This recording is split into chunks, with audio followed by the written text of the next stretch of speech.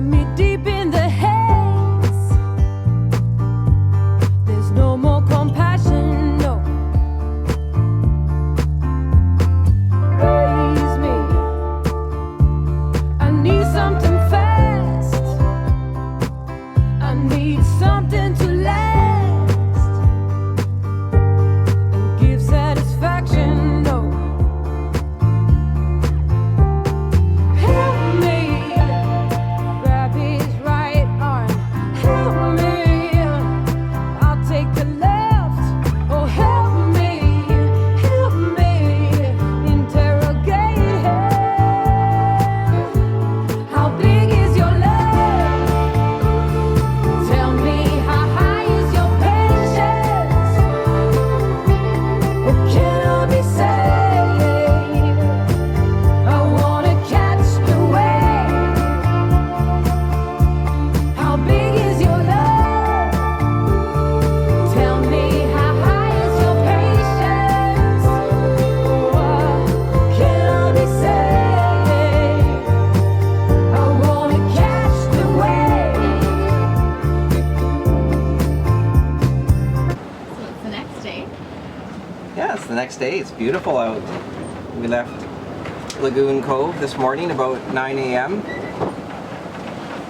and we motored through a little tiny narrow spot called the Blowhole, I think.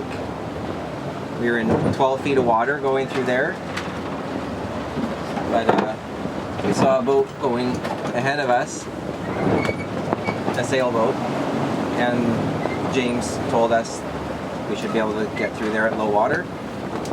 And then we went through Chatham Passage, fought a bit of current, and then continued to motor out to Johnson Strait. And now we're in Johnson Strait with blowing 25 to 35, I think the forecast said.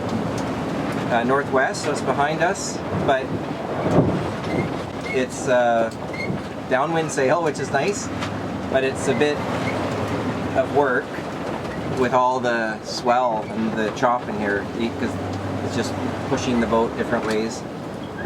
We're almost at Race Passage. That's the spot we wanted to get past today because it gets up to 6 knots of current either direction. So we want to get through there obviously with a bit of a push. And it was really nice to see James and Angela. And I'm really glad that he sent me that message because we would have just went right down Johnson Strait yesterday. And Lagoon Cove is a beautiful little marina. It's really rustic feeling, you know. You could see why people would return there. James was saying there's some boaters that have been there, going there for 20 years, and it's a stop every season. They make that one of their stops. And great hospitality there. So if you're up in that area, I'd say take a little detour and check out Lagoon Cove Marina. And yeah, the main reason we went was to see James and Angela. So really nice to catch up with them, and I'm excited to see what they do in the future. We just had lunch. Any wildlife sightings? Oh, we saw 3 black bears in Chatham Sound and that sort of area before we got out to Johnson Strait. And then we think we saw a couple on the beach way across the strait. A couple more, but it was too far to tell for sure. No orcas, I don't think, today. We're having a great sail now. Speed through the water is 7.4. Speed over ground is 7.3. So we're going up and down waves. Our top speed over ground with the wave was 9 knots, which was fun. And when we were motoring with the main up, we were doing like 7, 8 knots steady. But we thought, let's get the full sails out and do some sailing. Hey, all this fake news. Tell me, what is the use? Tell me, there's no more compassion. No.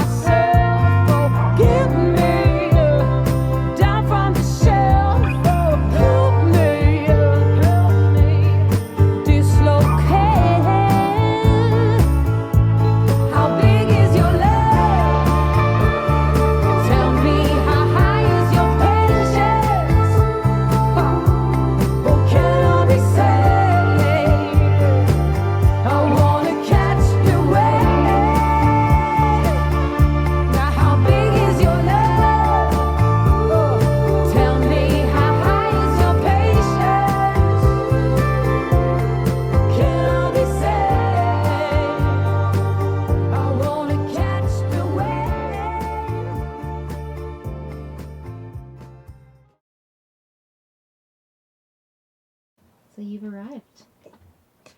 We have arrived. It's dark out, so we've got these lights set up. And we are in at Rebecca Spit. So today was officially our longest day so far. We did 85.3 miles. And we just kept going because we had such a good wind and we had the current. So it's kind of hard to stop when that's all working for you. We went through Seymour Narrows. We were a bit early for the slack, and I wouldn't recommend going too early. That's about as early as I'd want to go because there's a lot of turbulence on the outflow side. So we were coming from the north to the south. It's really wide, so I wasn't worried about if we're going to get sucked to shore because there's lots of time to. But once you're in there, you're committed. So, but there is a bay off to the right, just as you go through the Narrows. We could have tucked in there. It's called Menzies, but we could have went in there if we felt unsafe. Tomorrow was going to be kind of complicated with trying to work with the tide because it was going to be low tide in the morning, pretty early. And then it floods all day, and it floods against us, so we wouldn't have been able to really get out of there. Well, we would have had to leave really early, like before 7, I think, to catch the ebb out. And then if we waited after that, we would have been fighting against current flooding in. So it was something we decided to just eliminate that complication for tomorrow and push through. So then we're like, well, where do we go? There's not a lot of options. So we circled around the bottom of Quadra Island and came up to Rebecca Spit. I've never actually been here, and I still haven't seen it because it's completely dark out. The wind's going to be northwest tonight, so it's a little open for that, but it's diminishing and turning to southeast tomorrow. So we'll have probably variable winds overnight, and it's not very windy right now at all. You can already tell it's dying off. So, and it's almost midnight, I think, or almost 11. Almost 11. Almost 11. How does this light compare to the light in the Northwest Territories? Oh, it's so dark. It's 10:45 we arrived and dropped the anchor, and it's completely dark. And right now in Yellowknife, the sun's not even setting till almost like 11:45. It's not even out of the sky yet. So yeah, so that's been a little getting used to dark nights again, because we've been getting used to the light nights. Anyways, we're here. Devlin always checks the water temperature at Rebecca Spit. The water temperature is 16.3 degrees Celsius. So we have that little feature on our speed log. And that red is super helpful when it's dark outside. Yeah, they're quite nice, and I can increase the light or dim it, but I mean that's kind of a nice, so it's not too bright. And we're in 64 feet of water, and I don't know even what the tide's doing right now, but we put out 200 feet of road, so we're like 4 to 1. Winds are diminishing, so we're pretty good for scope. And yeah, 100 feet of my road is chain, and it's pretty heavy chain. So, and then I've got the 44-pound Rockna, so we're usually anchored pretty solid. And I think that's it for the night. We got to download video and hop into bed, I think, and then I still have to route plan and figure out where we're going tomorrow. This is as far as we sort of planned the trip, so from here forward we're not really sure. Well, we've been discussing the last few hours where to go, but so we have some ideas. I'm going to look at the distances and see where we end up, but we're not going to do a super early start because we don't have to worry about 7 knot currents or 15 knot currents. We just have to look at the distance and what the wind is doing. So that's going to be much simpler.